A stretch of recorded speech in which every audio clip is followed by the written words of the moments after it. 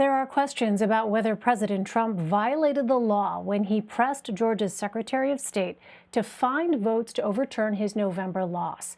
In leaked audio from Saturday's phone call, the president is heard urging Republican Brad Raffensperger to recalculate the results.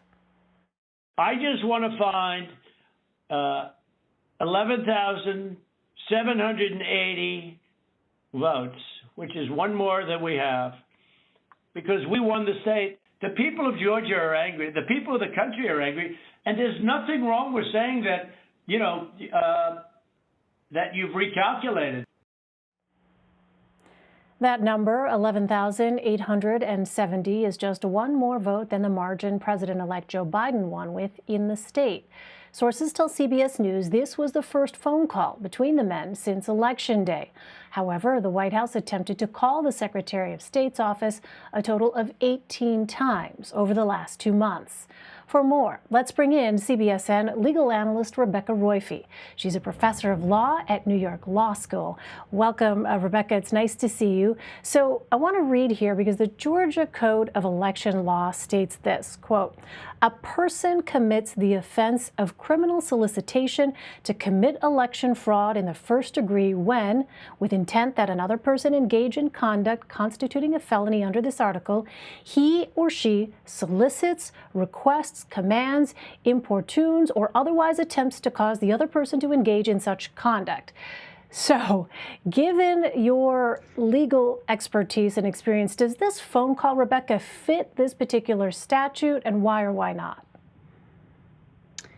So this is what in legal talk we call an inchoate crime, which means that you don't actually have to have completed the election fraud in order to be guilty of having committed this sort of crime. So the question is, in this phone call, did he urge the state official here to commit election fraud? And this all hangs on his intent. So what everybody's looking at and listening to in this call is, what did the president intend to do?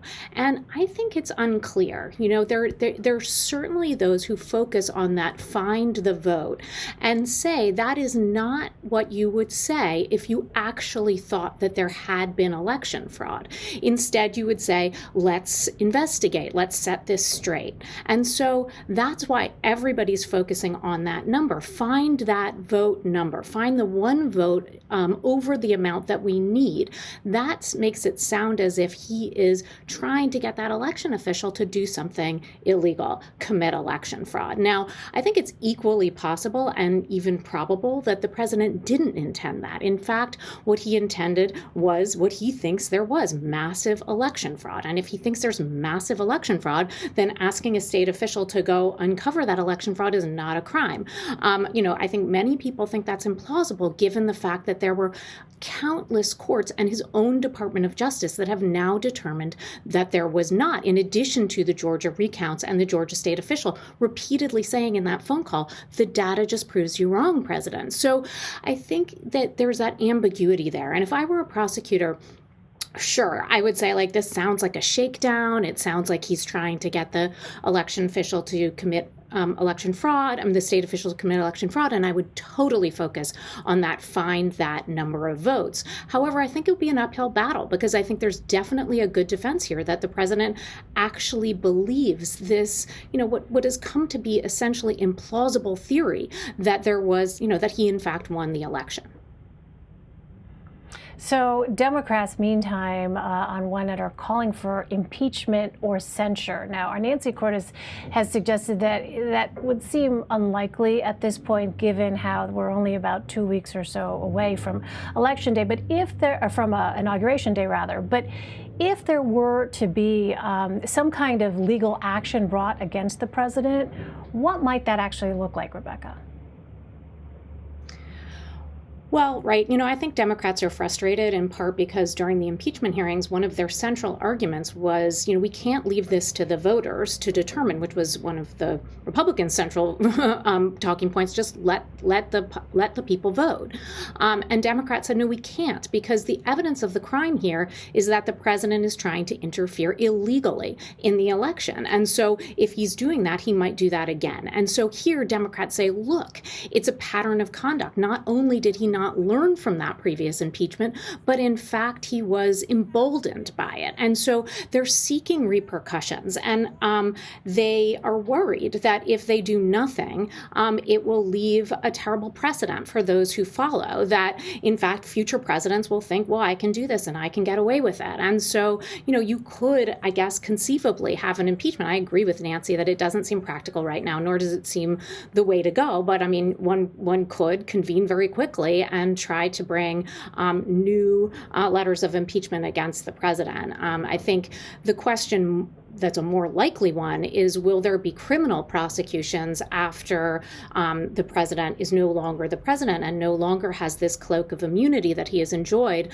by being the president, and such that he can't be indicted, at least not in federal court? Would that happen? Will Georgia, will Biden's Department of Justice bring criminal charges against the president? And again, that gets back to the point we were talking about before, which is, did he possess the necessary intent to charge him with and to ultimately convict him of a crime here? Well, a couple of Republicans have condemned this phone call, but the majority are standing by the president, and among them over a dozen Republicans who are mounting a challenge to the Electoral College vote count on Wednesday. Are they actually saying that fraud occurred? Well, what they're doing really is they're calling for an electoral commission. They're saying, let's delay the certification, let's delay the count because these electoral slates are not regularly given. And that language comes from a statute.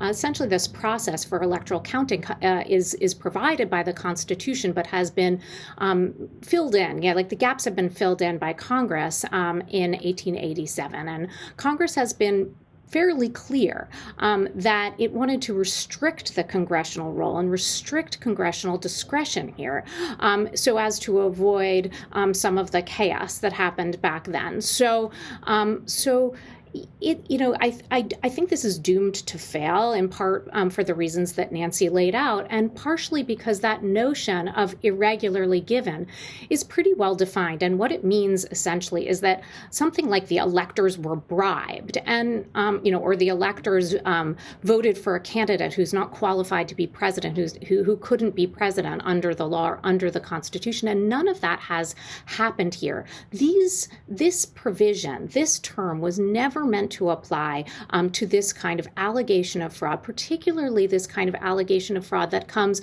on the heels of a series of challenges that have gone on in the state courts and in federal courts nationwide. So, while I can see how they are, they're clearly following the language of the statute in order to launch this challenge, it seems pretty much doomed to failure from my perspective.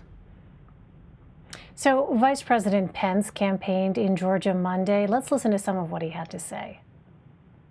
And I promise you, come this Wednesday, we'll have our day in Congress. We'll hear the objections. We'll hear the evidence. But tomorrow is Georgia's day. Rebecca, what is the Vice President's actual role in certifying the electoral vote?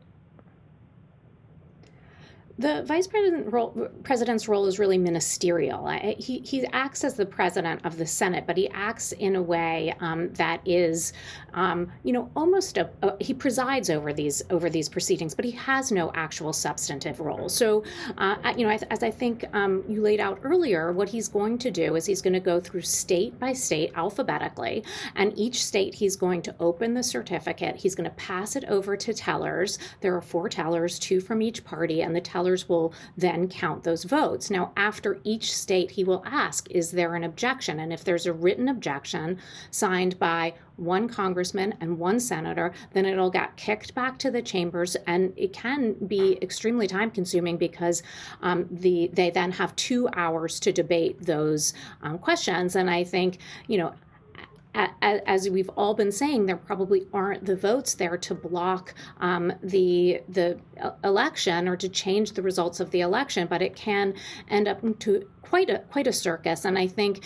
this whole conversation gets back to this question of what is going on here. There is a sense in which at each moment, at each challenge, there's increasingly a sort of a destabilizing of our institutions, because there are actually roads that, and avenues to go through to challenge results. We as a democracy make sure that, it isn't just somebody say so. And the president and his supporters have already exhausted every single one of those avenues. So this is the last one. And as I said, Congress doesn't have a very active role. It's a final gatekeeper. And none of the things that would trigger its gatekeeping role have really happened here. All right, Rebecca Roiphe, just one day back after the holidays, and already we are so grateful for all of your insight and analysis. Rebecca, thank you. So nice to be with you.